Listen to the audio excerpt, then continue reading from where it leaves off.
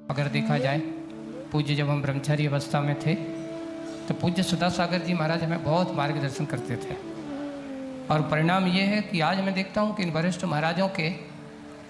मार्गदर्शन पर सुबह सुबह मेरे कमरे में ही आते थे, जिस कमरे में मैं बैठता था, और उनका कुछ अपना दैनिक क्रिया में योगा वगैरह दिनचर्या होती थी,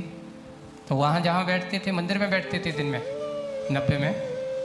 और उनको कुछ करना होता था तो यहाँ आकर के मेरे पास वहाँ करीब 10-15-20 मिनट बैठेंगे और कुछ बातचीत होगी, चर्चा होगी, मार्गदर्शन करते रहते थे कि देखो अपन को कैसे करना है। उन्होंने एक बहुत अच्छी बात कही थी कि अभी अपन को इस अवस्था में, ब्रह्मचर्य अवस्था में एक काम करना है, जो भी पढ़ो घोंट डालो, फिर बाद में भूल जाओ कि चिंता मत करना। एक बार जो भी पढ़ो उसको अच्छे से क्या कर लो, याद कर दो, और याद कर लो के बाद में तुम अगर भूल भी जाओ, लेकिन वो तुम्हारा याद किया हुआ जो पढ़ा हुआ है समय पर तुम्हें जरूर याद आएगा। और उसी समय से मैंने तत्वार सूत्र है, श्राप का चार है, एक ही काम करता था बस दिन भर, या 1-1.5 घंटा पुस्तक उठाई और जाकर के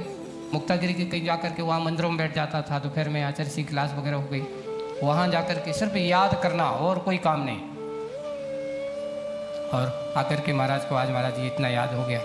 आज की तो कौन कौन याद हो गया, तो महाराज को आकर के वो आते थे, सुना दिया आज हमने तत्वार सूत्र के इतने सूत्र याद कर लिए, आज श्रावकाचार्य की इतनी कारिकाएँ याद कर ली, सुनाता रहता था। उसी का परिणाम है कि आज मैं जो भी है धीरे धीरे ज्ञान के विकास में पूज्य आचार्य भगवान से जो मिला, और साथ साथ महाराजों का प्रोत्साहन का परिणाम है कि आज जो कुछ भी है सब उनका ही प्रताप है, और सब लोग अच्छे कार्य को हम यहाँ